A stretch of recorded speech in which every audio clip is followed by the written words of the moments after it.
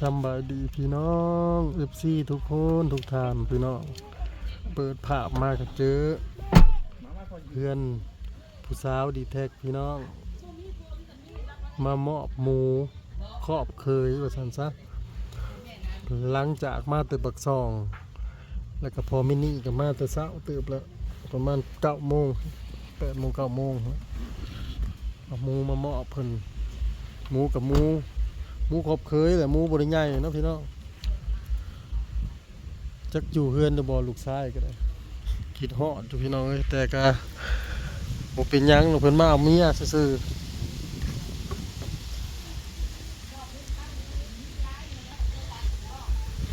ๆมาพี่น้องเพื่อนเขากันอยู่หน้าวัดคือกับเพื่อนอยู่บ้านเฮาแหละพี่น้องอันนี้เฮือนแม่เฒ่าใหญ่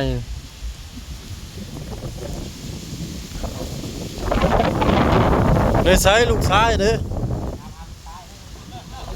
บ่ฮะ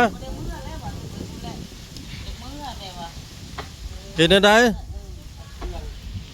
มือสุเจ้ามาอันกินกูแล้วคนจังหวัดจะเอาคืนพ่อนี่อันเงินตรงนั้นนู้น300,000คนว่าเพิ่นว่าบ่ได้รุดบ่อีกนี่ก็จักเลยเฮาเพิ่นบอกเลยนั่น สิได้ขอกันอีกได้มือนั่นน่ะเมื่อขอเด้อแม่ใหญ่เอ้ยขอกันว่าแล้วเพิ่นเองหั่นนะนั่นแหละมันบ่แล้วเฮาเว้ากับเจ้าบ่แล้วในดอกเบิ่งโลดเพิ่นไม่ยักกันว่ามันดำปอดแล้วก็เอาเลยเพราะกระดำปอดดำปอดเฮาเบิ่ง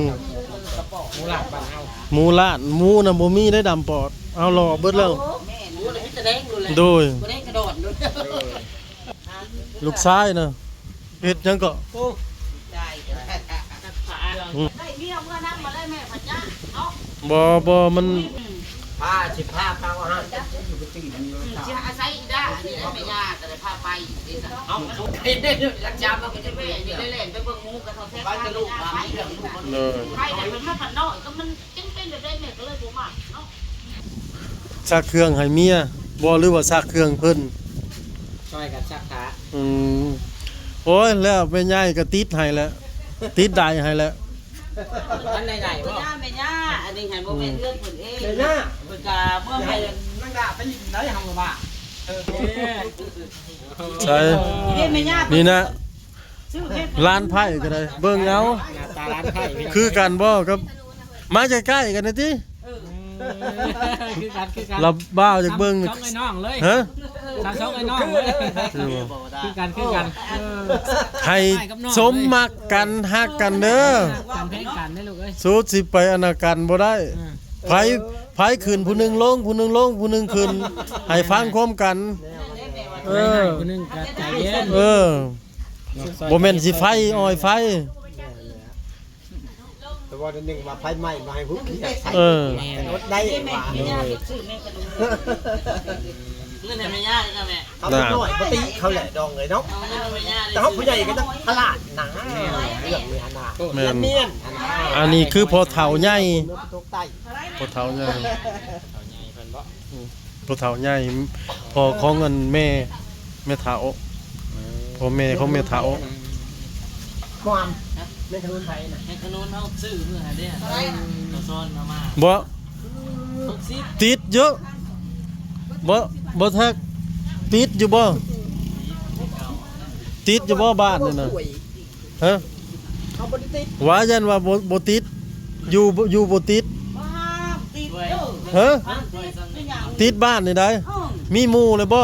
มีมันก็ไปกับเมียมันพาแม่ย่าไปหอหอกสิได้มันก็ไปโอ้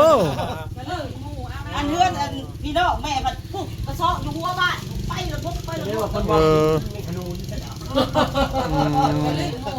เรื่องหมู่ติดหมู่จ้ะเนาะแล้วบ่ได้โอ้ยเราใส่กันไปต้องไม่ได้น้ำมาให้เอาอันนี้มาให้ง่าเนี่ยบ่ได้ยากอยากขึ้นมาแต่เช้าพุ่นเลยมันหักว่ายากง่าเลยเอาไปมาเมียงามเด้อกันแต่จะเป็นนี่กับป้าได้อยู่ดอกมาได้มันสิกัดให้บ่ดอกฮะคงเผื่อวันคานพุ่นเนาะคือเชื่อและหมูเอาหน้าเกลือให้เลยดอยแล้วนะมื้อน้องสาวก็จะขึ้นมาคันว่าขึ้นมาพี่ก็อยากมาหาอ้าย กินฮอดแล้วเขาก็ได้ส่งห้องอยู่ส่งไอ้น้องเนาะ แม่กับแม่ย่ากับพาไปโบกได้เสาร์นี่มันก็ไปเลย แล้วจะเบิ่งลูกไปอยู่จะเบิ่ง ไปได้กระแทก เพิ่งไปจะหน่อยโย่เขาเป็นน้องเพลงเขาแล้วว่ะ โอ้ขึ้นร้องเพลงนี่ใช่น่ะ น้องเพลงในโบสถ์นี่แล้วบุรุษ ขึ้นโบสถ์เลยบ่นี่ คุณหนุ่ม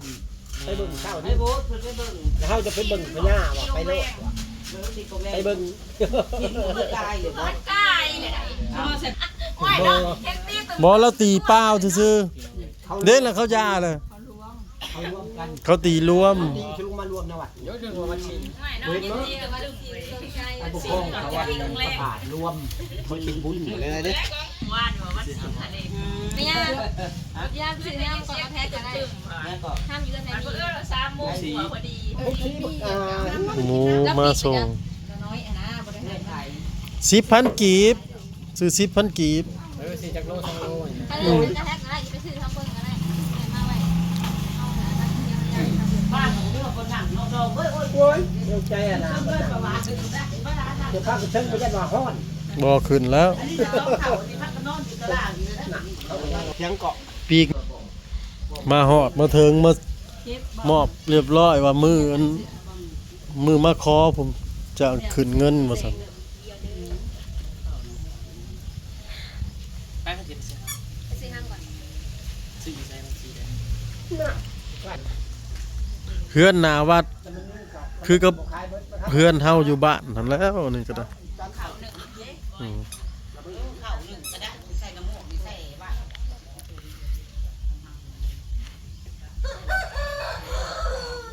อยู่ทั้งหลังน่ะมีแต่ต้นไม้ได้อเต็มมือทีบน่ะผู้แบบมันเฮามันไปหาติดจักจอกจักจันง่ายๆนั่นน่ะ ใกล้ป่าเนาะ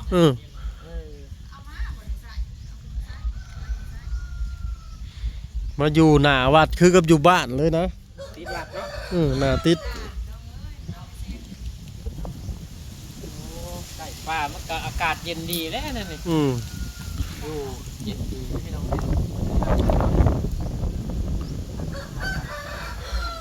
มื้อนั้นพอมินี่เพิ่นมาส่ง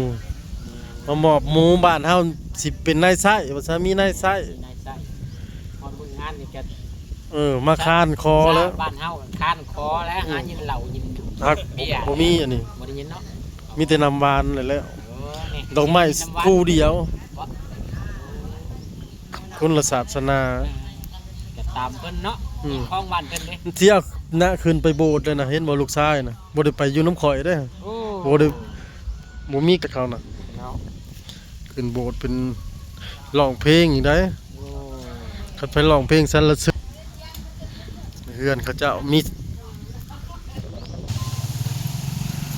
มาดองคิงยังบ่เห็น เพิ่นอยู่ในบ้านนี่บ่ลุง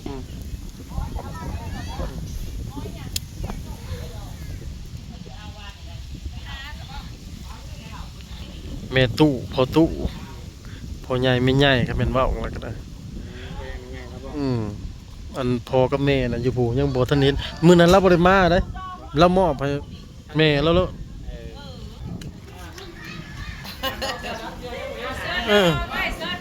เพิ่นอยู่พี่นี่คือเฮือนอย่านั่งแน่นั่นลูกเพราะจะไปนั่งเทิงบ่แม่นอยู่เฮือนเฮา มาบ้านเพิ่นเนาะ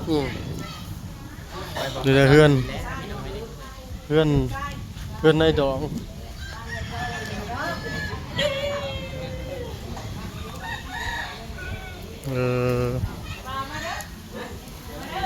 ขึ้นมาเบิ่ง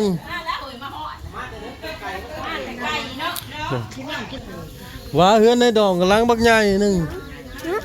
นั่นแน่น่ะ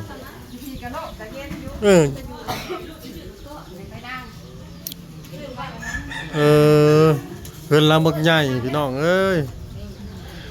ในดอง สิมีไผก็มีแต่อีนี่ ไปเห็นในดองแล้วบ่